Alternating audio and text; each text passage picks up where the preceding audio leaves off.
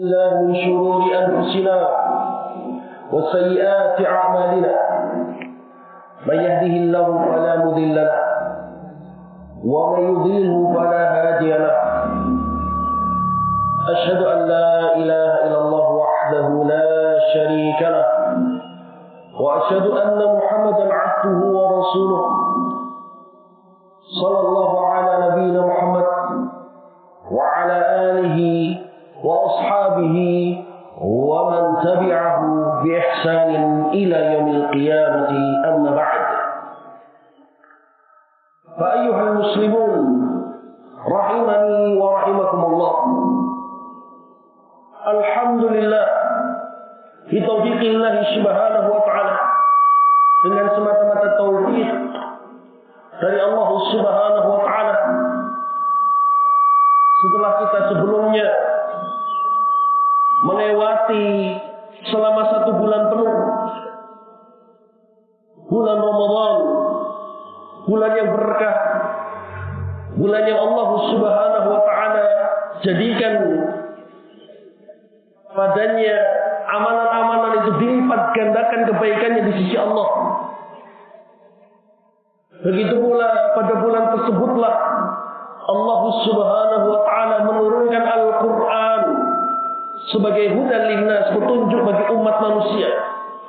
Allah menurunkannya pada Lailatul Qadar ke Baitul Izzah di sama'i dunya, sebagaimana hal tersebut diriwayatkan di dalam hadis Ibnu Abbas radhiyallahu ta'ala anhuma, sebagai bentuk tasyrifan di hadhihi ummah, sebagai bentuk pemuliaan untuk umat ini. Begitu pula pada bulan tersebut Allah Subhanahu wa taala wajibkan salah satu rukun min arkanil Islam, salah satu pokok dari pokok-pokok Islam, salah satu pondasi, tiang utama dari tiang-tiang ajaran Islam, yaitu as-siyam. Dan tidak semata-mata itu, Allah Subhanahu wa taala mensyariatkan setelahnya pun salah satu rukun dari rukun-rukun Islam, yaitu az-zakat, yang diwajibkan kepada siapapun yang mendapatkan kelebihan dalam bahan pokoknya, makanan pokoknya, fi lailihi wa naharihi, dalam malam dan siang idnya. Maka barang siapa yang mendapati kelebihan bahan pokok, bahan makanan pada malam dan siang dari hari Id tersebut, diwajibkan untuk menunaikan zakatul fitr.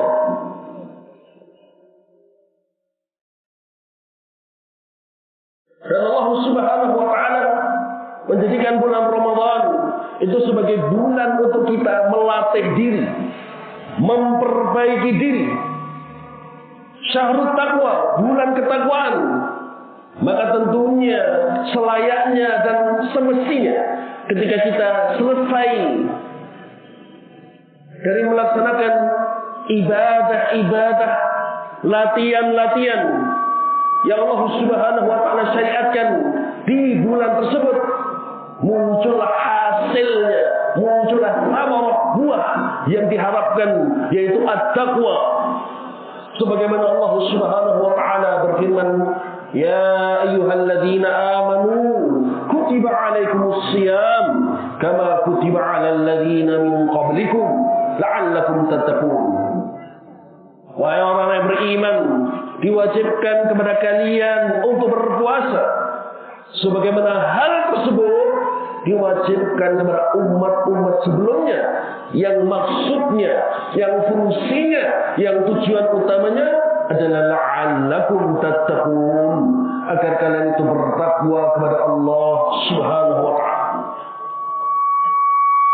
Maka inilah as-samaratul 'uzma, buah yang paling agung dari ibadah di bulan Ramadan, tahsinut taqwa, menghasilkan seorang pribadi, seorang personal yang jauh lebih baik, jauh lebih berkembang Yang pertama dan utamanya adalah ketakwaannya. Semakin bertambah keimanannya di sisi Allah Subhanahu wa Ta'ala. Semakin bertambah ilmunya, semakin bertambah semangat ibadahnya, semakin bertambah keluhuran akhlaknya, semakin betul-betul matang dan dewasa kepribadiannya. Maka itulah yang seharusnya muncul dari diri kita. Maka ketika inilah yang menjadi hasil yang diharapkan, maka tentunya di penghujung atau ketika kita sudah keluar dari bulan Ramadan, kita perlu, bahkan kita wajib untuk introspeksi diri, muhasabah. Apabila Allah Subhanahu wa Ta'ala memberikan taufik kepada diri kita, memberikan rahmatnya, memberikan anugerahnya, memberikan maghfirahnya, sehingga dari situ kita betul-betul merasa bahwasanya pribadi kita menjadi pribadi yang semakin baik, semakin lurus, semakin maju, semakin tertata ibadahnya, semakin khusyuk salatnya, semakin dekat dia kepada Allah Subhanahu wa Ta'ala. Ini menunjukkan bahwasanya amalannya diterima di sisi Allah Subhanahu wa Ta'ala. Amalannya betul-betul memberikan asar dan pengaruh pada dirinya. Dan betul-betul Allah Subhanahu wa Ta'ala memberikan kepadanya maghfirah, ampunan terhadap dosa-dosanya. Karena la syak bahwasanya alamat atau tanda yang paling nampak bahwasanya ibadah kita itu di bulan Ramadan ini diterima di sisi Allah adalah husnul taqwa. Munculnya ketakwaan pada diri kita, munculnya pengaruh pada diri kita, pengaruh pada lisan kita semakin terjaga, pengaruh pada mata kita semakin betul-betul terjaga di dalam syariat, pendengaran kita, hati kita, tangan, kaki, dan seluruh anggota tubuh kita betul-betul terjaga di atas syariat Allah Subhanahu wa Ta'ala. Maka ketika dia mendapatkan pengaruh ini, dia merasakan efek ini, falyahmadillah ala hadhihi ni'mah, maka wajib baginya untuk bersyukur, memuji Allah Subhanahu wa Ta'ala atas kenikmatan yang luar biasa ini. Karena kenikmatan ibadah inilah yang jauh lebih besar daripada seorang mendapatkan kesuksesan duniawi.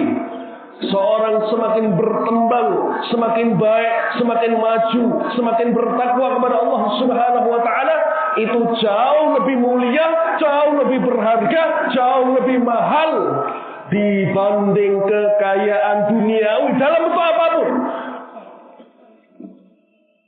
Kata Allah Subhanahu wa Ta'ala, "Qul bi fadlillahi wa bi rahmatihi fabidzalika falyafrahu huwa khairun mimma yajma'un."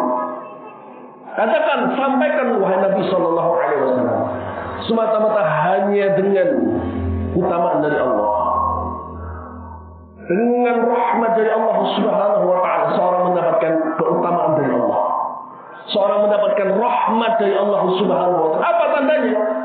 Ketakwaannya muncul, khusyuknya muncul, takutnya dia kepada Allah muncul, betul-betul penjagaan dia terhadap syariat itu muncul. Itu tanda bahwasanya Allah memberikan keutamaan dan rahmat pada dirinya. Sebagaimana dalam hadis, "Man yuridillahu bihi khairan yufaqihu fid din."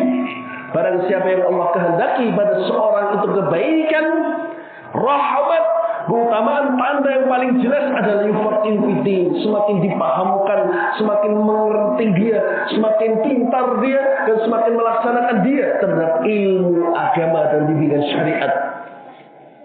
Maka dengan hal-hal yang seperti ini kata Allah, "Fabidzalika falyafrahu." Hendaknya dengan hal-hal yang seperti ini mereka itu bergembira, bersyukur, merasa bahagia dengannya. Bukan justru malah merasa terkekang, menganggap bahwasanya syariat itu sebagai kekangan, menganggap bahwasanya ibadah yang Allah wajibkan, Allah perintahkan dan segala macam larangan yang Allah Subhanahu wa taala larang kepada hamba-hambanya itu sebagai bentuk pengekangan. Sebagaimana ini dilontarkan oleh ucapan orang-orang liberal, menganggap bahwasanya penerapan syariatullah Subhanahu wa taala adalah sebuah tindakan primitif, tindakan yang melanggar hak asasi, tindakan yang merusak dan mencoreng namanya kebebasan, menganggap bahwasanya kebebasan itu adalah dengan terlepas dari syariat. Justru sebaliknya, seorang yang tidak terikat dengan syariat Allah, dia pada hakikatnya tidak bebas, dia menjadi budak. Budak apa? Budak syaitan. Budak apa? Budak hawa nafsunya. Sehingga dalam kondisi apapun seorang hamba itu tidak lepas dari bentuk perbudakan. Manusia itu akan senantiasa menjadi budak. Namun masalahnya kepada siapa dia menjadi budak? Apakah budak Allah? Yang pasti Allah Subhanahu wa taala janjikan barang siapa yang mau menjadi budaknya, menjadi hambanya bertakwa, yang betul-betul tunduk, mau diarahkan kemanapun oleh Allah Subhanahu wa taala, Allah janjikan an-ni'matul abadi as-sarmadi, kenikmatan yang abadi yang tidak akan pernah terputus. Dan itulah justru kebebasan hakiki. Namun sebaliknya, ketika dia menjadi budak syaitan, budak hawa nafsunya, budak keinginannya, dan tidak mau menjadi budaknya Allah Subhanahu wa taala, justru dia adalah sejelek-jeleknya makhluk, dia adalah sesengsaranya makhluk. Kemudian kata Allah Subhanahu wa taala, wa khairun mimma yajma'un. Dan itu semua yaitu kenikmatan seorang menjadi bertambah imannya, bertambah takwanya, bertambah khusyuknya, bertambah takutnya dia kepada Allah, itu jauh lebih baik daripada apa yang mereka kumpulkan. Lebih baik daripada seorang itu walaupun bisa menjadi pejabat, tapi dia korup. Lebih baik daripada dia bisa memamerkan ketika pulang kampung mobilnya, rumahnya, jabatannya, usahanya, tapi sholatnya dilalaikan, sholat seinginnya saja, sholat selonggarnya saja.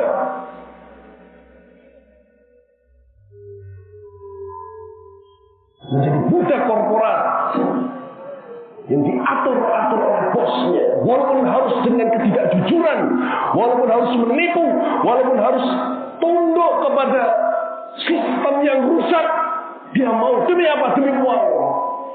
Maka orang-orang seperti ini pada hakikatnya di sisi Allah Subhanahu wa taala adalah orang-orang hina, orang-orang yang menjual agamanya demi syai'un min dunyal qalil. Hanya mendapatkan bagian dunia yang sangat kecil, tidak mendapatkan seluruh dunia, sepeser dari dunia, bukan semuanya.